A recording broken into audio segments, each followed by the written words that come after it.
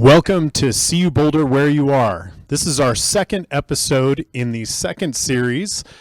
Today we have some exciting guests that we're going to introduce in just a few minutes.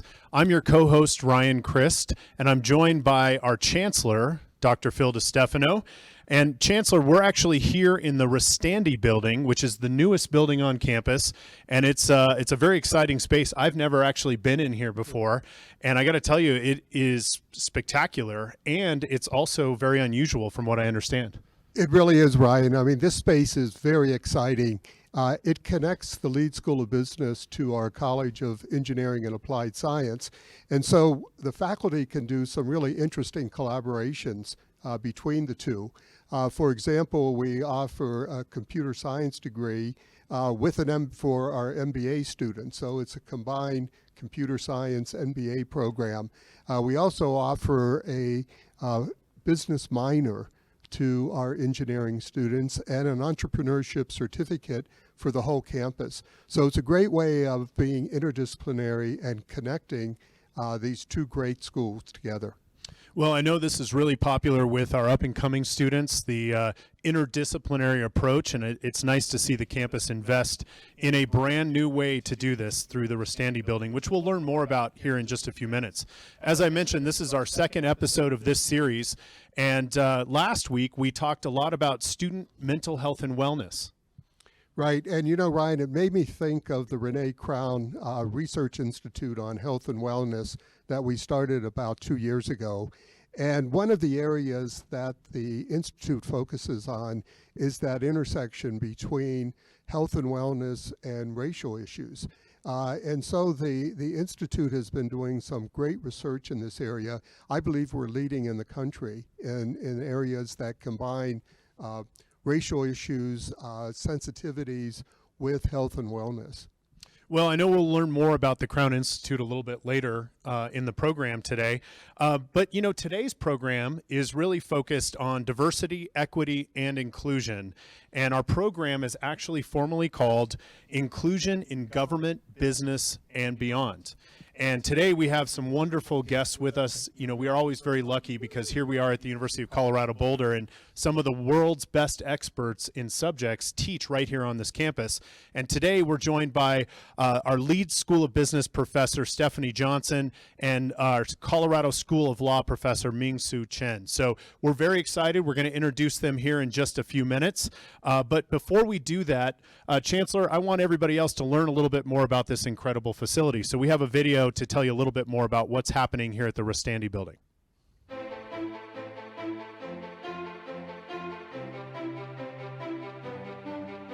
Welcome to the Restandi building. This new building connects the Leeds School of Business and the College of Engineering and Applied Science. It's one of the first connections of its kind and an incredible space on campus.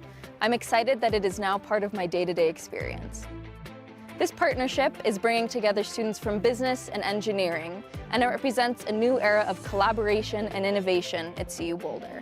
In my classes, we learn about the importance of breaking down silos. By bringing together these two schools, the Restandi building is providing a space for students, faculty, and staff to do just that.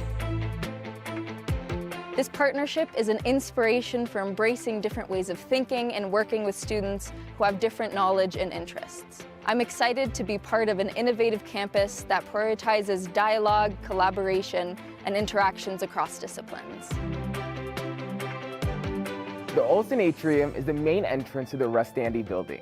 I love that business and engineering students can come together here to study, and that faculty and staff from both disciplines now have a place to collaborate. The space is breathtaking, with floor-to-ceiling windows that go all the way up to the 4th floor, providing ample natural light and showcasing the surrounding beauty of the Flatirons.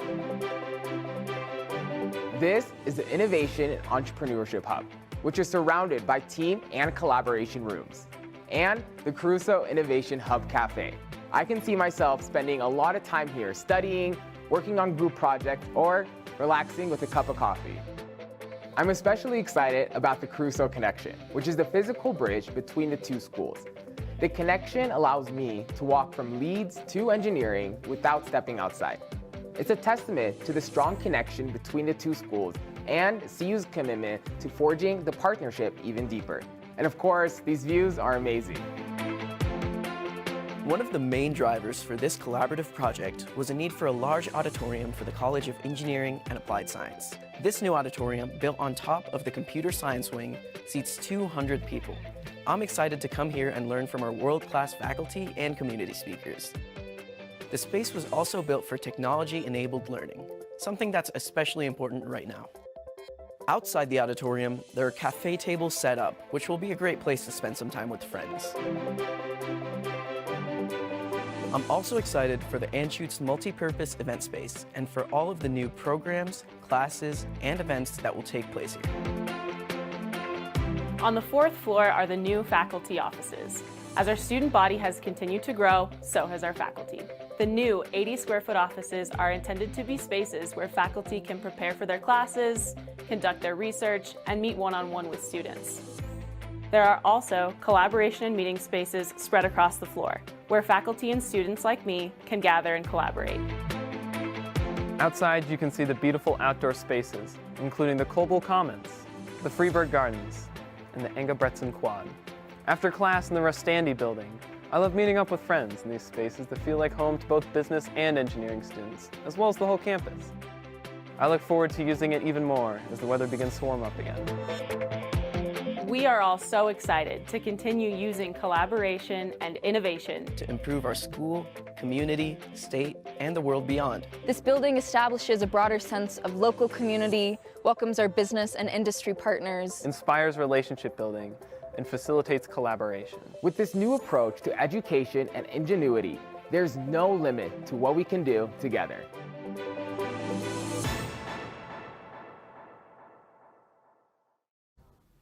Well, now it's my pleasure to introduce Stephanie Johnson. Dr. Johnson is a professor here at the Leeds School of Business, but that's not all she does. She's also a Wall Street Journal best-selling author for her book, Inclusify. Stephanie, it is wonderful to have you here. I know you focus a lot on leadership and diversity in the workplace. It is such a pleasure to have you join us. I know your schedule is very busy. We do have opportunities for folks after you speak and during while you're speaking to ask questions that they may have for you. You've spoken with us before at CU Boulder Next, and I know you were a very popular session, so I would expect nothing less today. So it's wonderful to have you join us today. Great. Stephanie, it's great to see you. And I actually brought a copy of your book, Inclusify, and I just got it the other day, so I'm looking forward to reading it. And in doing the research for this book, what was one thing that surprised you? Oh, that's a great question. I mean, there were a lot of things that were really surprising. One, I think that stands out to me is just how really well-intentioned almost all of the leaders I interviewed for the book, and I interviewed CEOs from some of the largest companies in the country, like Starbucks and Gap. And I think the desire to create more diverse and inclusive workplaces has been there for a long time. It's just really the skill and the methods for how to get there that people were lacking. You know, when I think about leadership, I think about a quote from John F. Kennedy, who said that leadership and education are inseparable. And for me, you know, leaders are always learning new things. And you've been so instrumental in working with me in developing our Center for Leadership on the campus that includes over 20 programs across the campus, from business to engineering, athletics. And as you think about leadership, what are the common things that leaders miss when they're trying to create inclusion? This is a great question. So first, I have to say I've been so proud to work with you on this Leadership Center on campus. And it really is through your vision that this has come together. And I think CU can really be an amazing leader in this space. I think we have the brightest students in the country, and we have so many resources across campus when it comes to leadership. And so having that center to bring it all together I think will be a huge springboard forward. But something that leaders can do to be more inclusive, I think it's really just about forming relationships and getting to know people and using empathy, that empathy skill that I think is sometimes hard to teach, but something that we focus on here at Leeds, but also across campus, and I'll say in engineering, in this amazing space where we're sitting. I have had the opportunity to teach, I think, the first business and engineering collaboration, which is a women in business and engineering class where we focus on exactly those things, like how can you train leaders to be more empathetic and inclusive when it comes to leading teams and organizations. That's great. I really like the emphasis on empathy. It makes so much sense, and that sometimes is something that's really lacking when we talk about leadership. So I'm so pleased that you and the lead school are focusing on that.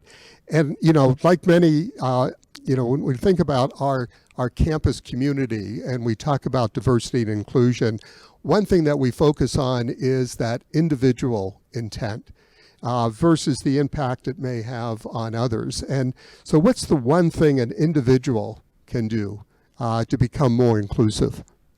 I think I like the way you said that, intent versus impact. And, we often do things that we're not trying to be exclusive, or we're not trying to offend people, but we don't always know the impact that we have. So being open to that learning and trying to educate ourselves for how we can best interact with people. And then when we slip up and make mistakes, just saying, this is having a learning orientation or growth mindset and saying, I am trying to get better at these skills. I'm working on my empathy. So thank you so much for telling me that. And then going and maybe spending a little extra time and learning a little more, rather than having the common reaction that I think so many of us have. It's like, well, that's not what I meant. I didn't intend that. I'm a good person, but instead just saying thank you for letting me know, like, this is what education's all about. And I think inclusive leadership is just like anything else. We're all trying to learn to be better. And we're doing some very good things on the campus, but we definitely need to improve. We're always in that improvement mode. And you've talked about unconscious bias as far as leading to a lack of diversity in organizations. Could you talk a little bit about that? Yeah, there's so many biases that we have. I think to me, one of the most obvious is just a similar to me bias. We tend to mentor people who look like us, who think like us, even that have the same personality as us. And so those are unconscious biases. So when people are different, we see them as, maybe less leader-like or less professor-like because they may not be the typical, or maybe just not similar to ourselves. And so I think that gets in the way of so many of our diversity and inclusion efforts. It's not the intent to exclude. It's the preference for people who are like us. And that leads to so many of the unintended consequences that we see when it comes to diversity. We're just trying to choose someone we want to have a beer with, right? That's kind of the mentality. And what that means is we tend to hire people and promote people who are more similar to us, and thus oftentimes the majority group. And we hear so much that this is really a pipeline issue, and that we really have a difficult time becoming more diverse because the pipeline isn't there. Could you address that issue? I don't really believe it, I guess, totally. I think it's an easy excuse, and there's truth to it. Like if you're looking for business professors, you're going to find more men than women, and you're going to find more whites than people of color. But I think that's an easy excuse because when you look at some of the most diverse institutions or organizations, they manage to have that diversity. That means the talent's out there. And maybe we're not always creative in sourcing that talent. But I don't think that's a good enough answer. Like it just means we need to work harder. I will say, though, at the same time, there are things that we all do. And, I know this is something the University of Colorado has been focusing on, Lead School has been focusing on, trying to do more for the communities we serve. So, working with local high schools to try to bring in more diversity to create that pipeline for the future. So it's kind of iterative. We're going to try to do what we can to build a more robust pipeline, but then also be more creative and effortful and intentional about hiring and recruiting more diverse talent. So what is the risk of focusing on, exclusively on meritocracy as you're trying to improve diversity and inclusion? Well, that's one of my pet peeves is meritocracy, that the myth of meritocracy. One, because we're just terrible at assessing meritocracy. Like, what does that mean? Is it the person with the highest GPA? Is it the person who went to the best institution? And then beyond that, there's research that shows when you tell people, focus on meritocracy. they actually become more biased in favor of white men. And I think it's this maybe a dichotomy we've set up in our minds. There's diversity and there's meritocracy. And we're focusing on meritocracy. It means not diversity. And so experiments show and field studies that if you just tell people, be meritocratic in your decision making, we actually become less meritocratic. So I think instead of telling people this is a meritocracy, which we like to think in higher ed, this is a meritocracy, I think focus on criteria. And then if you want to go above and beyond, consider whether those criteria are really merit or whether maybe you're tapping something else. Like, I think there's huge economic disparities that we often associate with merit. Like if you went to a really prestigious high school and we're looking for college students, that seems like merit, right? You graduated from this great high school. But there's a lot of other things that go into that equation of how do you pay for that great high school if it's a private school, or how do you live in that neighborhood? So I think just like really nailing down the criteria and then just maybe deleting the word meritocracy.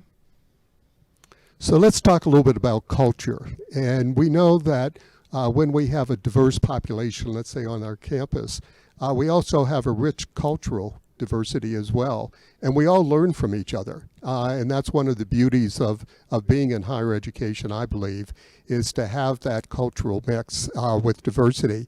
And you talk about culture fit as it relates to diversity and inclusion. So tell us a little bit about that. Yeah, I think it's pretty interesting. So we have a great culture on CU campus. I think so many people want to come here because of that culture. And it's, you know, a progressive culture and an open-minded culture and outdoorsy culture. There's so many great things. But when we focus on people who fit the culture, what we often end up doing is excluding diversity. So I like to think of it as who's going to add to this great culture. Like maybe we want people who are going to, you know, contribute to CU and be a part of our community. But just getting people who fit mean that we start to miss out on the diversity that we know from research studies that make the culture better, and we all want to be around that. It's more interesting and we can be more innovative when we have those different perspectives. So although I think it's nice or it's important to say we want people who share our core values, we don't want people who just fit the culture. We want people who are going to augment or add to that culture.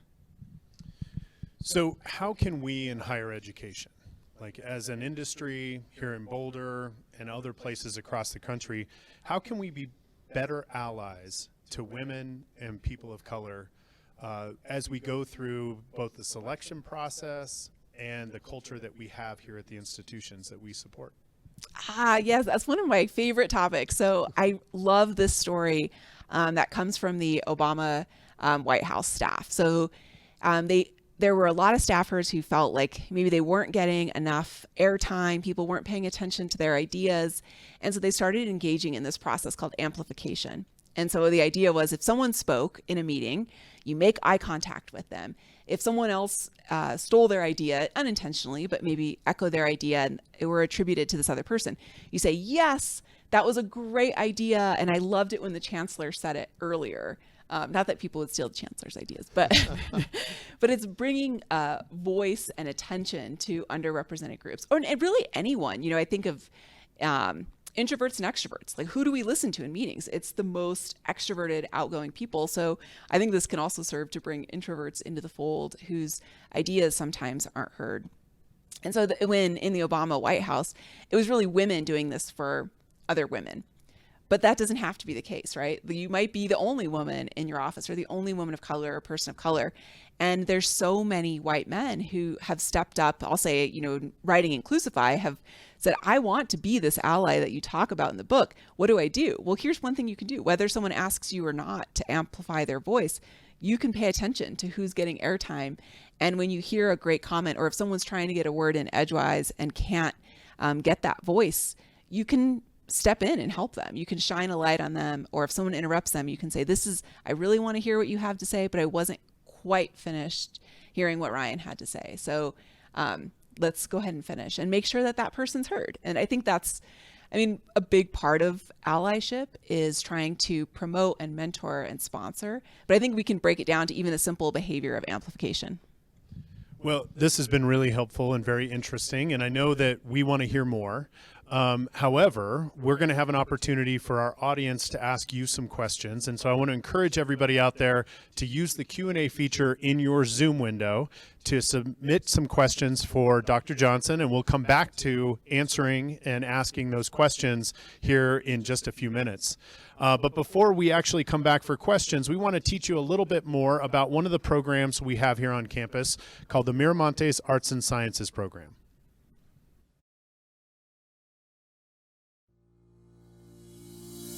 The Miramontes Arts and Science program is an inclusive academic community of highly motivated students of color and our first-generation college students who are in the College of Arts and Sciences. The focus of MASP is to help students feel like they belong within the university and to develop their sense of identity as a scholar so that they can take advantage of all the opportunities being at a university like the University of Colorado has to offer. I think it's important to understand that MASP not only is really essential and vital for the college and for CU Boulder, but MASP graduates really top-notch leaders for our community and for our state.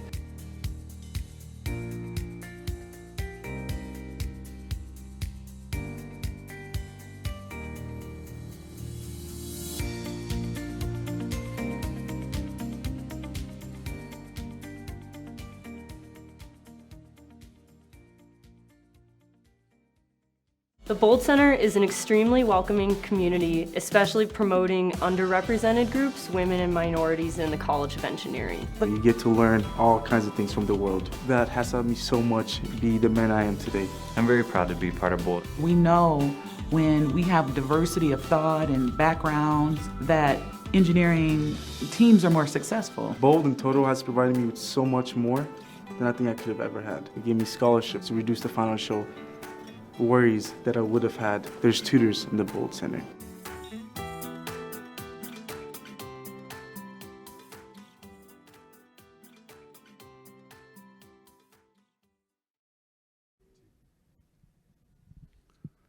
That was great, that video, Ryan. And the Miramontes program is really inspirational. And as a first-generation student myself, this type of community building is so important.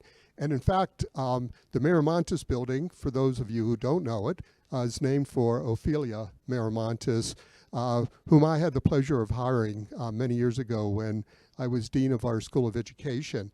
And it's really just done a great job of student success, of giving students the opportunity to be a part of a community, to get the mentoring that they need, and more importantly, and most importantly, I should say, to be successful and to graduate from the University of Colorado. Well, and I know that these programs also help to create a sense of belonging for students, and belonging is important for all humans.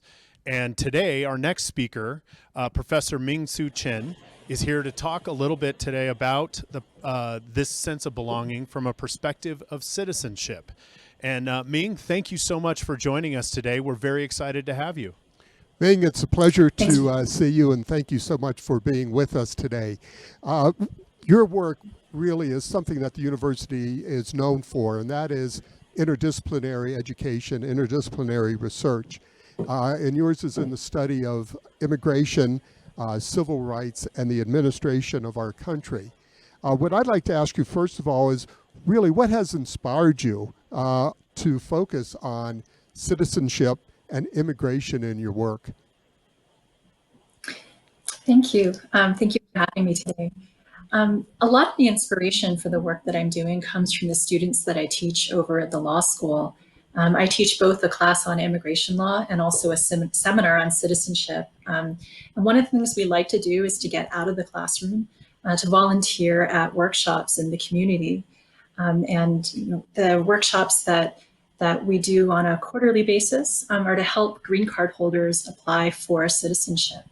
And in 2016, I went with a group of students to one of these drives in Aurora, and we noticed that there were just so many people in line. And this is actually pretty atypical. Only about 50% of those who are eligible for citizenship usually apply. So it was really notable to see how many people were interested, and it made us want to know why people wanted to be citizens. And that was the central question in the book. And Ming, your book does two things in my mind. One, it kind of gives us that 20,000 foot view of overreaching policies, but also at the granular level, it gives us, what a view of what human beings on the ground are doing. And could you tell us about both of those perspectives? Sure. And this is where the interdisciplinary work, I hope, is a real testament to helping us understand things more completely. I think at the big picture level, as I mentioned, only about 50%, usually a little less than 50% of immigrants who can apply for citizenship actually choose to do that. That's been true for about 50 years. But over the last 8 years or so, we've seen an increase that by 10%. And so, at a big picture level, you see a change in these naturalization rates. You see a greater interest in people becoming citizens.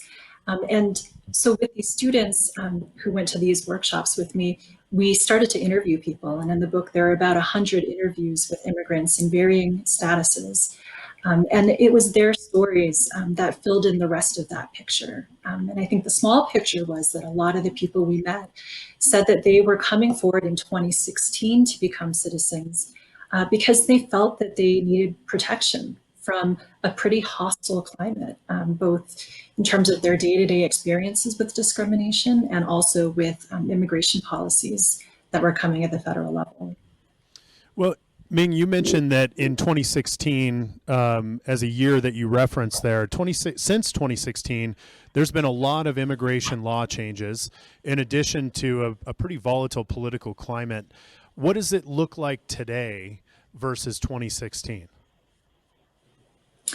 It's a good question. And the book title is Pursuing Citizenship in the Enforcement Era. And I think what you're asking about is the second half, the enforcement era. And I should say that the instability of immigration policies is actually something we've had for a pretty long time. I would describe that enforcement era as lasting for about 35 years. So it didn't begin with the Trump administration, and it won't end with the end of the Trump administration either. But that said, I do think something that's really notable about the time we're in now is that the sense of not belonging as an immigrant has expanded so much.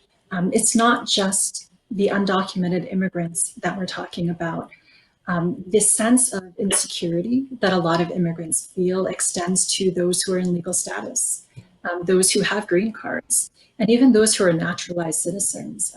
We've had policies in the last 4 years that have sought to denaturalize citizens. And so I think it really shows the scope and the reach of these exclusionary policies. And I would go to venture, connecting to what Stephanie was talking about earlier, that even the experiences of racial minorities, some of whom are former immigrants, shows this continually expanding reach.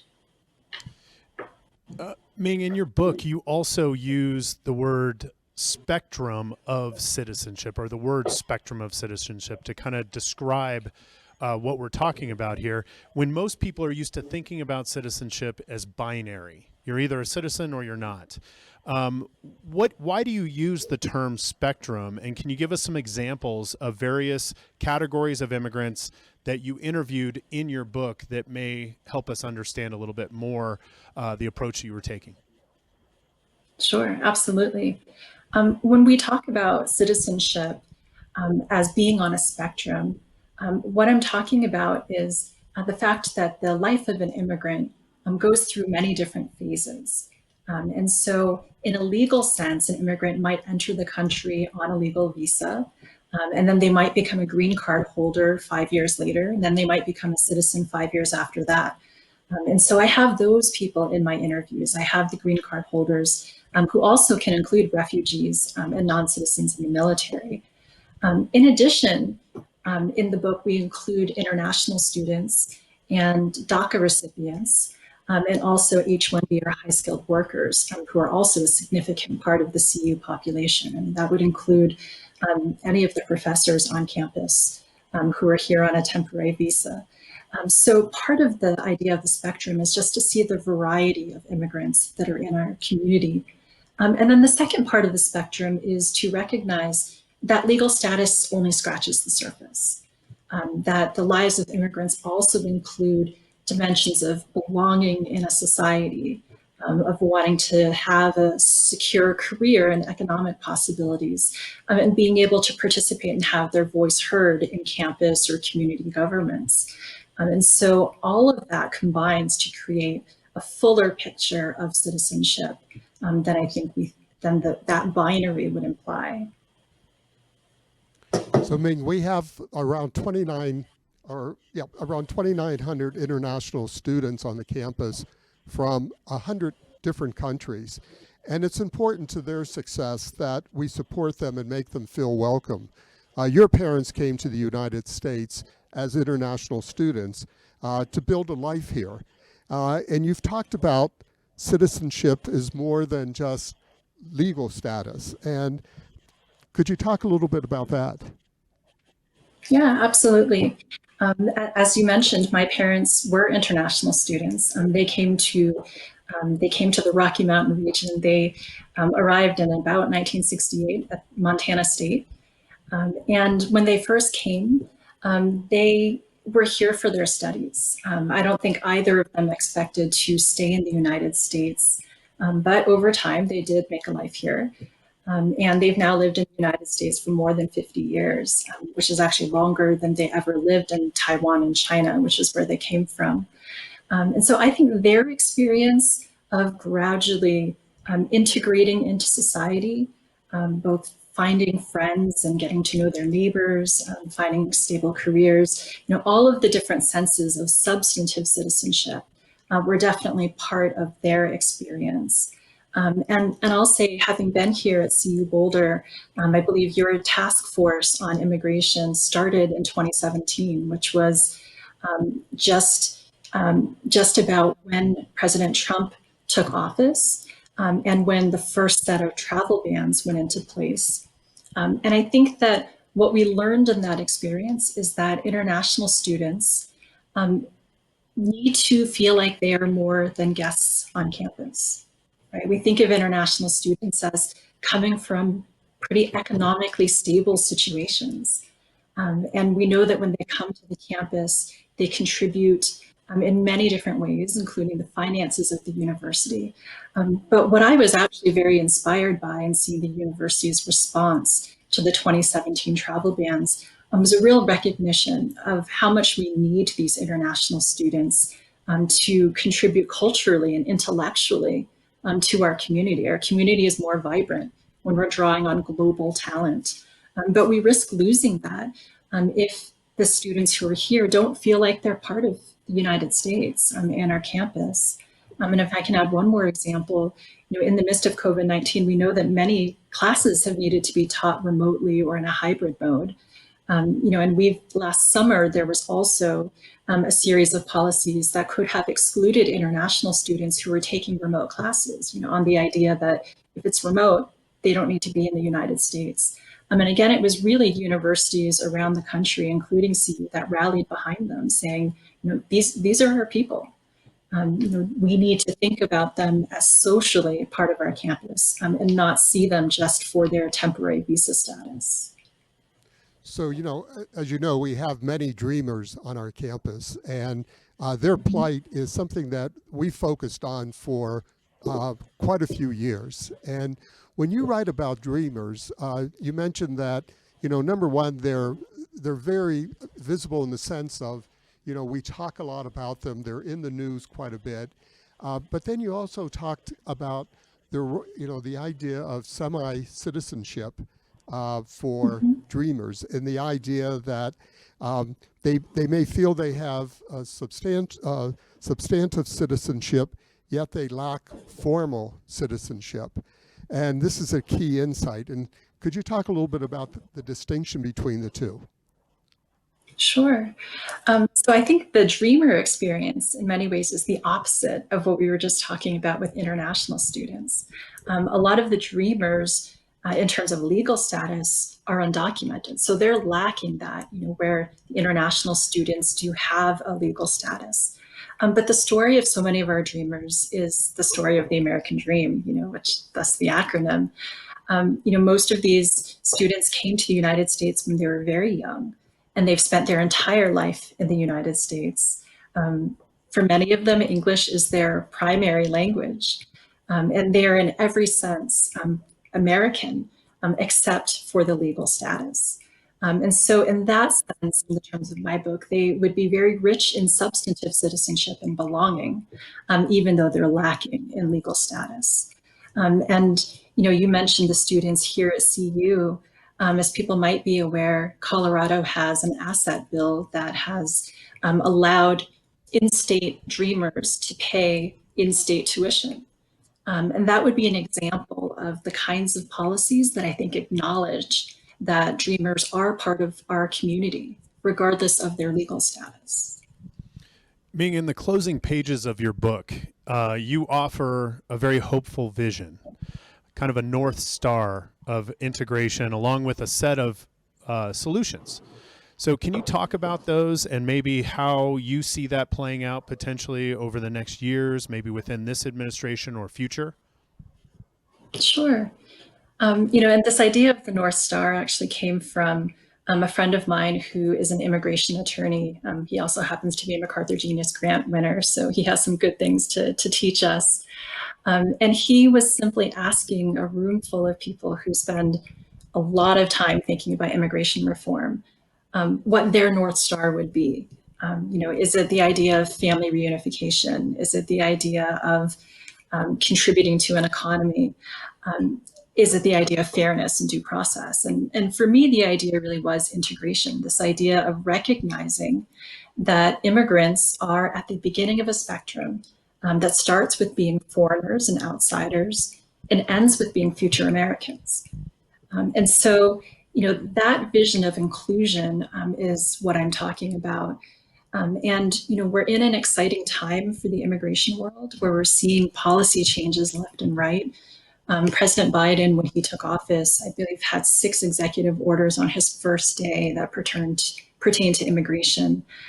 And the legislation that's been proposed in Congress includes, changes as broad as changing the language of how we talk about immigrants. The immigration statutes and government documents talk about non-citizens as being aliens. That is actually the technically accurate legal term. And one of the things that the Citizenship Act of 2021 would do is, on the one hand, simple, but on the other hand, quite bold, and that's to replace the word alien with the word non-citizen. And I think if we put this back in the context of a spectrum, the idea would be to move from alien to non-citizen to citizen in the way that we think about immigrants. So I think that would be one small example of what we can see changing in the next few years. The other more concrete things would include the path to citizenship for up to 8 million people, including the dreamers that we've been talking about, and also ways to improve the process for high-skilled workers, international students, and other legal immigrants who are finding their way in the country. Well, thank you very much, Ming. And we're getting an enormous amount of questions for both you and Stephanie. So I think we're going to jump into those because we want to try and get through as many as we possibly can in the limited time we have remaining. So I'm going to go ahead and jump right into our first set of questions. And this is going to be for Stephanie. So Stephanie, the question is, what about conversations of people with disabilities being included by having a seat at the table, and intentionally including them in discussions and policy changes? Group that is super overlooked when it comes to the diversity and inclusion conversation, but obviously equally important. And so many of the things that organizations and even policies have done to create greater inclusion when it comes to persons with disabilities have a positive impact on everyone. So I think that, that legally, the Americans with Disabilities Act requires that we have equitable treatment for persons with disabilities, but there's so much more that we can do. And I think that includes obviously physical disabilities, but I know one of the chancellor's other big foci for this year is mental health. And so that's a huge concern as well, in making sure that our policies organizationally include persons with mental health disabilities as well. Great, thank you very much. And Ming, this question is for you. This is, how would you address various city governments not acknowledging various citizens for their cultural events here? For example, the Lunar New Year was previously mentioned and celebrated in Thousand Oaks, California, but not this year, especially with the rise in hate crimes against folks who are and look Asian due to the COVID pandemic that we're going through today. I really appreciate this question as an Asian American woman. I do feel like this has been a difficult time.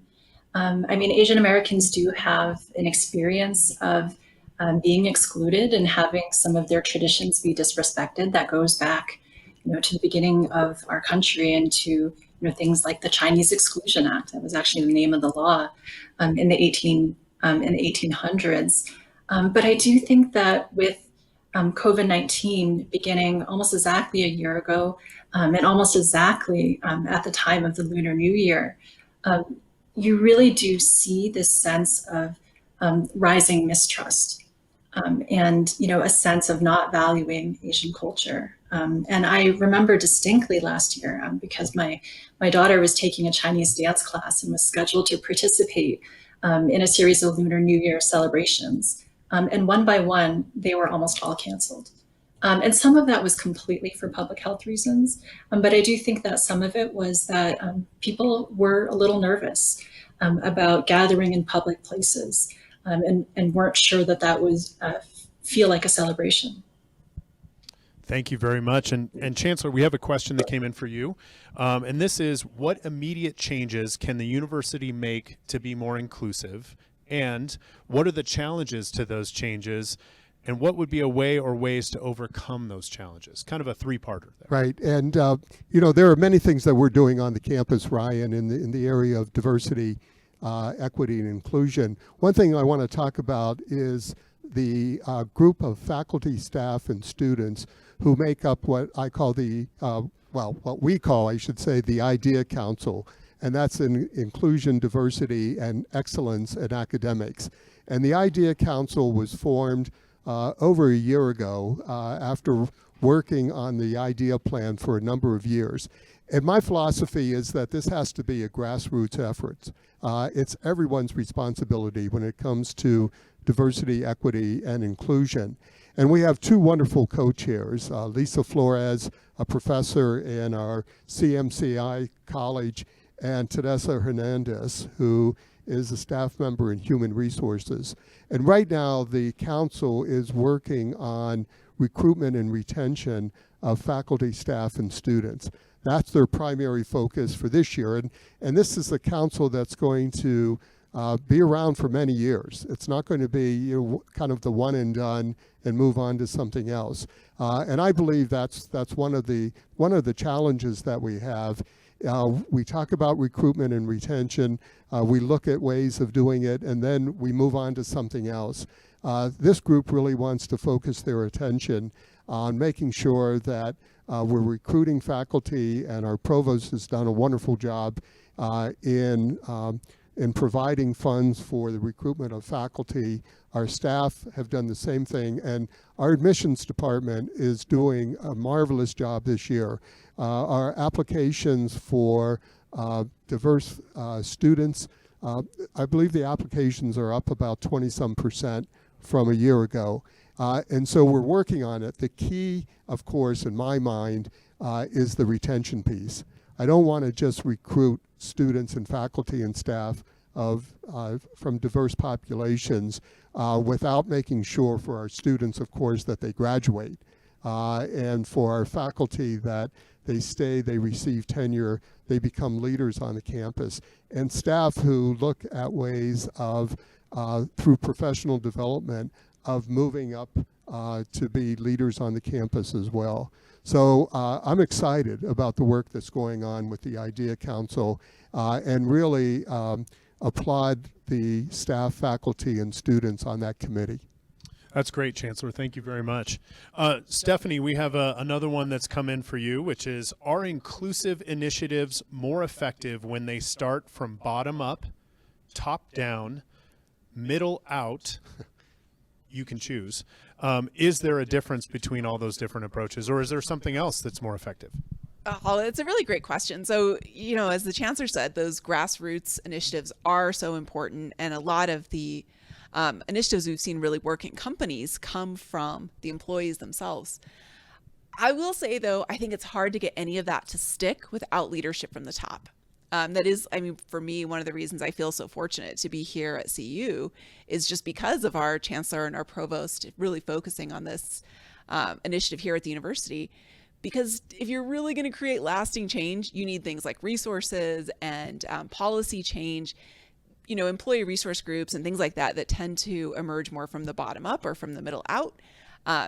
Those are great for creating kind of the affective commitment, but at the end of the day, you need the money, you need the changes in structures, not just you need the opportunities, I guess, which really means that you need leadership. So you can start from anywhere. Another one that's not on that list is customers. Like, we've seen huge power of customers over the last few years saying, we want this company to invest more in diverse leadership, or change their products to be more inclusive.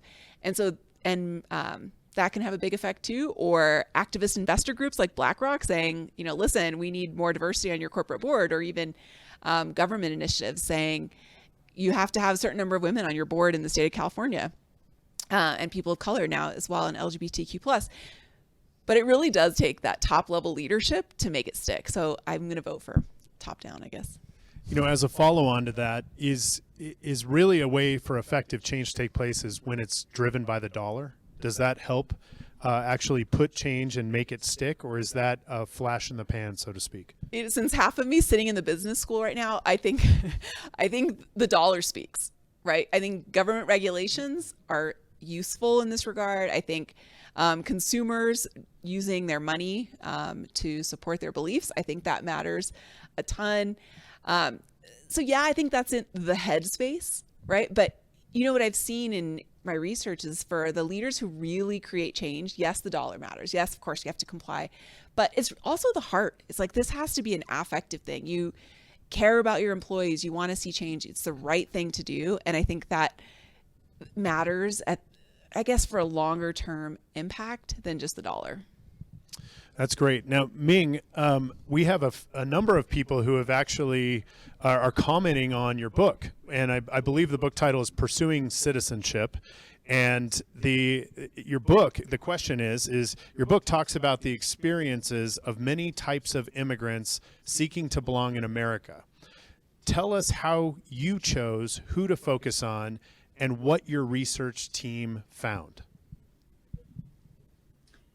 Sure. So in the book, as I mentioned, there's about 100 interviews with different immigrants, mostly here in Colorado, but some in other parts of the country.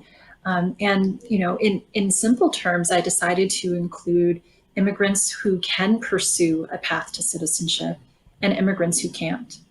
And the idea was that, if you ask the immigrants themselves, you start to understand better whether and how the law is working.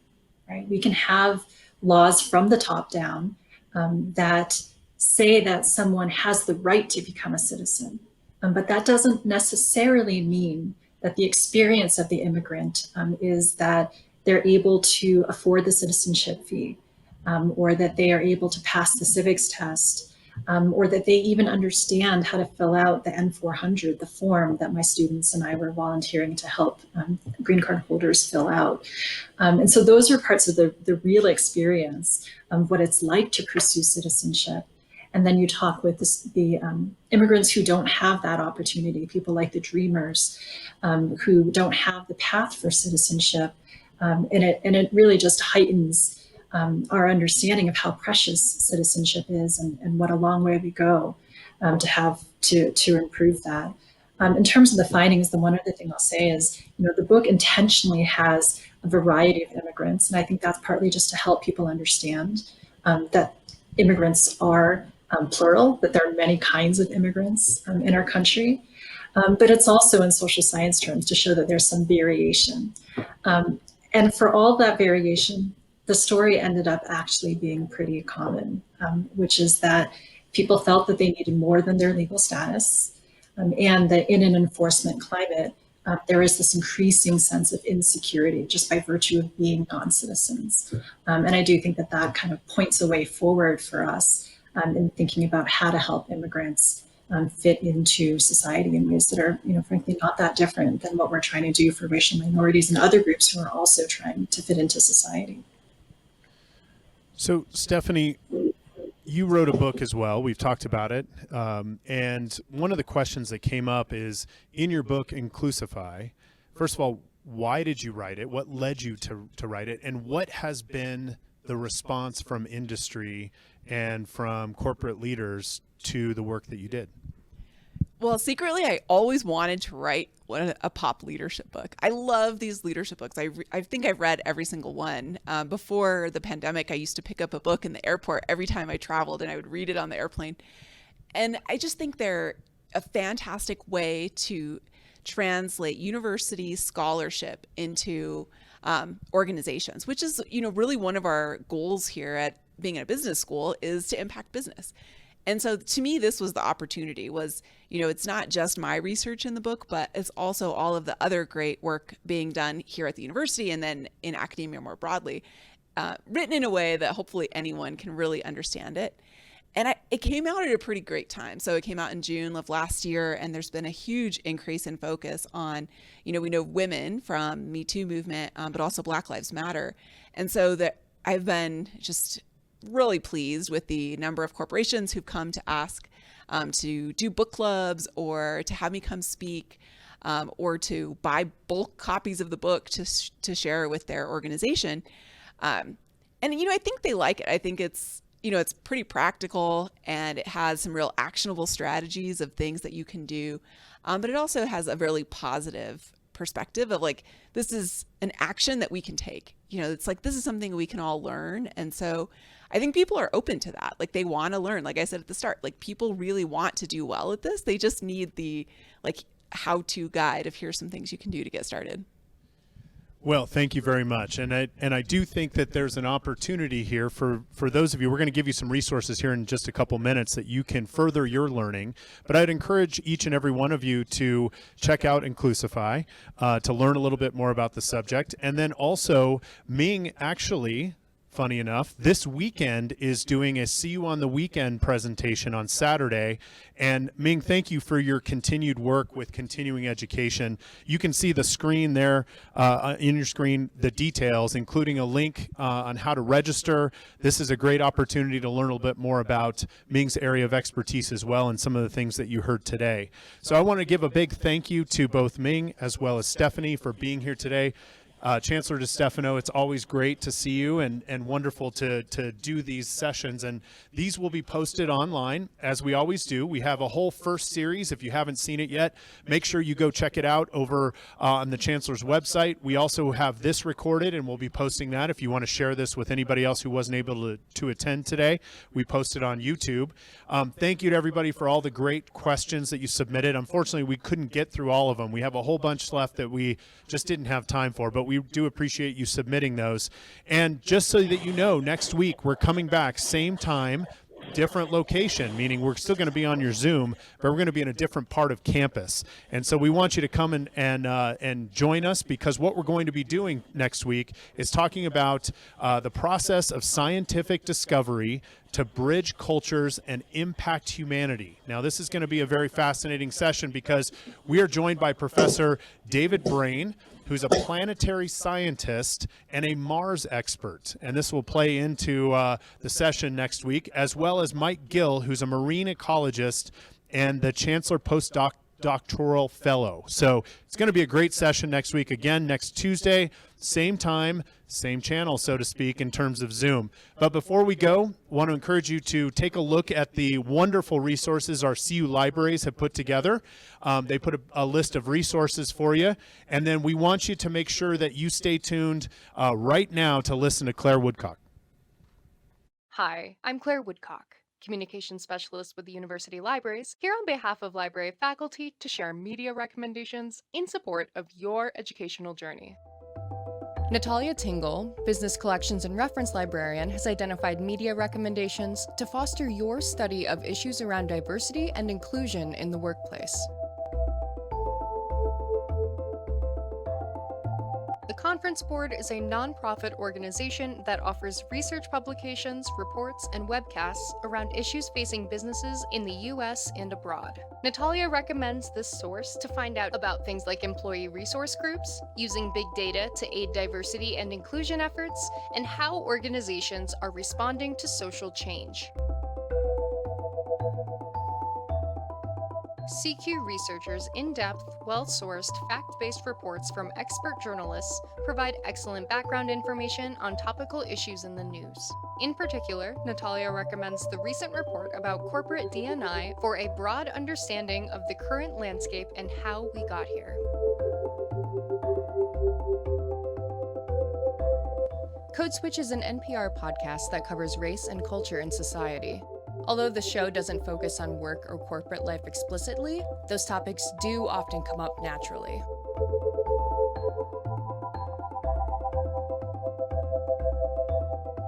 It's easy to assume that search engines and the coded systems we use daily are neutral and objective.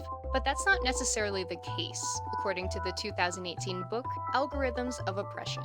Natalia believes this is an important read as it makes readers aware of how biases are built into information technology and the consequences of letting those biases go unquestioned. The Anti-Racism Resources Guide from the University Libraries includes books, documentaries, podcasts, and other resources dedicated to the ongoing practice of becoming anti-racist. Whether you're new to thinking about diversity, equity, and inclusion, or if you've been studying and thinking about this for years, I think there's something for everyone in these resources. If you're interested in more recommendations for further study, please don't hesitate to reach out. For more See You Where You Are media recommendations, go to colorado.edu/libraries.